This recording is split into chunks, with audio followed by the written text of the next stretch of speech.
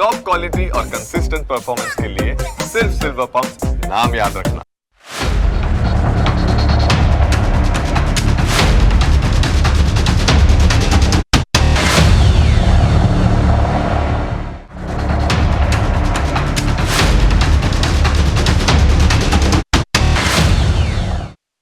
અંકુશ રેખા પર પાકિસ્તાની ઉંદરોએ કેટલાક દર તૈયાર કર્યા છે. ઇન્ડિયન આર્મીએ આ દર શોધી નાખ્યા છે.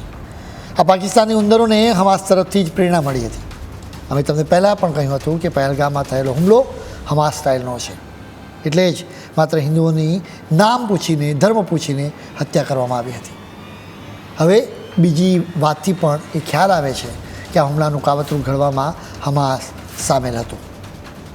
કદાચ તમને ખ્યાલ હશે કે 2023માં હમાસના આતંકવાદીઓ 7મી ઓક્ટોબરે ઇઝરાયલ પર ત્રાટક્યા હતા. તેઓ ટનલ મારફત પણ ઇઝરાયલમાં આવ્યા હતા. હમાસના આતંકવાદીઓએ ટનલ્સનું એક આખું નેટવર્ક ઊભું કર્યું હતું. 1.5 માઇલ લાંબી ટનલ્સ એકબીજાની સાથે કનેક્ટેડ હતી, એટલે કે ગાઝામાં જમીનની નીચે પણ એક અલગ શહેર હતું. હવે ભારતની સીમામાં પણ ટનલ્સનું નેટવર્ક તૈયાર કરવાનું કાવતરું પકડાયું છે. પાકિસ્તાની સેનાએ અંકુશ રેખા પર અનેક જગ્યાએ ઊંડી ટનલ્સ ખોદી નાખી છે. આ ટનલ્સ દ્વારા પાકિસ્તાનથી આતંકવાદીઓને ભારતની ધરતી પર મોકલવાનું કાવતરું છે. એટલું જ નહીં, યુદ્ધની સ્થિતિમાં આ જ ટનલ્સ મારફત સૈનિકોને મોકલવાનું પાકિસ્તાનનું કાવતરું છે, જેનો હવે પર્દાફાશ થઈ ગયો છે. પહેલગામમાં હુમલો કરનારા આતંકવાદીઓએ આ ટનલ્સ દ્વારા જ ઘૂસ્યા હોવાની શંકા છે. આ હુમલા બાદ BSF અને આર્મીને આદેશ આપવામાં આવ્યો છે કે સરહદ પર પાકિસ્તાનને કોઈ ટનલ ખોદી છે કે નહીં એની તમે ઊંડી તપાસ કરો. ધ હિન્દુસ્તાન ટાઈમ્સ અખબારના એક રિપોર્ટમાં એના વિશે દાવો કરવામાં આવ્યો છે. આ રિપોર્ટમાં લખવામાં આવ્યું છે કે પાકિસ્તાને અંકુશ રેખા પર એના ભૂતપૂર્વ જવાનોને તૈનાત કર્યા હોવાનો BSFના અધિકારીઓ, આર્મી અને ઇન્ટેલિજન્સ એજન્સીઓનો અંદાજ છે. તેઓ માને છે કે આ રિટાયર જવાનો સરહદ પાર ટનલ ખોદવામાં મદદ કરે છે. એટલું જ નહીં, સરહદ પર ભારતની મૂવમેન્ટ વિશે સેનાને એલર્ટ પણ કરે છે. સુરક્ષા દળો વખતો વખત આવી ટનલને શોધી નાખે છે. 2020માં સુરક્ષા દળોએ 500 મીટર લાંબી અને 30 મીટર ઊંડી ટનલ શોધી નાખી હતી.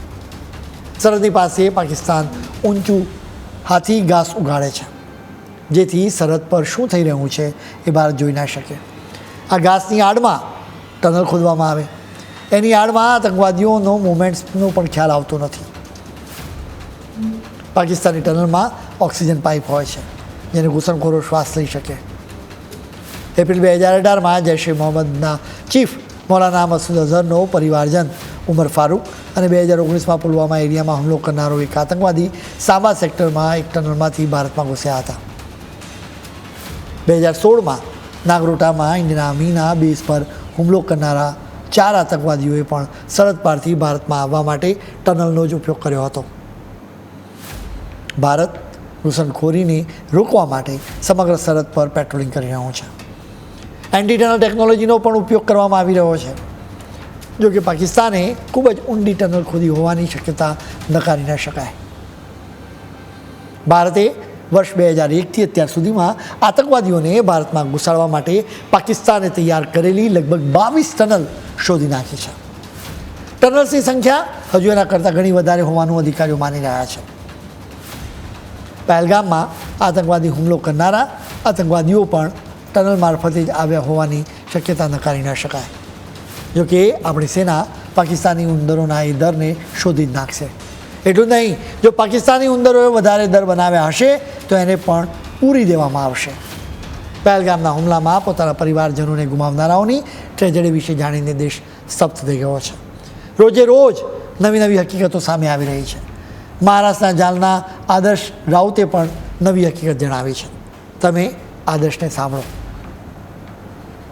21 तारीख को अब मैं घोड़ा लेके ऊपर गया था और मैगी के स्टॉल पे जब मैं रुका था तो मुझे कुछ लोगों ने, वहाँ पे 3-4 लोग आए थे, 5-6 लोग, उसमें से एक व्यक्ति ने मुझे पूछा था कि आप कश्मीरी हो क्या, हिंदू हो क्या, आप यही यहाँ के नहीं लगते. मैंने उनको बताया था कि नहीं, मैं यही का हूँ. और उसके बाद उनमें ऐसे मतलब वो बात चल रही थी कि आज यहाँ पे भीड़ बहुत कम है, ऐसा वो बोलकर वहाँ से निकल गए. હુમલાના એક દિવસ પહેલાં એક હુમલાખોરે આદેશને પૂછ્યું હતું કે હિન્દુ હો ક્યાં. હિન્દુઓને નામ અને ધર્મ પૂછીને હત્યા કરવામાં આવી છે. જો પાકિસ્તાન માનતું હોય કે એના પરમાણુ હથિયારોથી ભારત ડરી જશે તો એ ભૂલ કરે છે. 26 હિન્દુઓના લોહીનો બદલો અચૂક લેવામાં આવશે. સેના કદાચ એના માટેની તૈયારીમાં લાગી ગઈ હશે. હવે પાકિસ્તાનનો વારો નીકળશે એ પણ એટલું જ સ્પષ્ટ છે. ખેર, આજના ફૂલ સ્ટોપમાં આજે આટલું. નવા મુદ્દાઓ સાથે કાલે ફરી મળીશું. ત્યાં સુધી મને રજા આપશો. નમસ્કાર.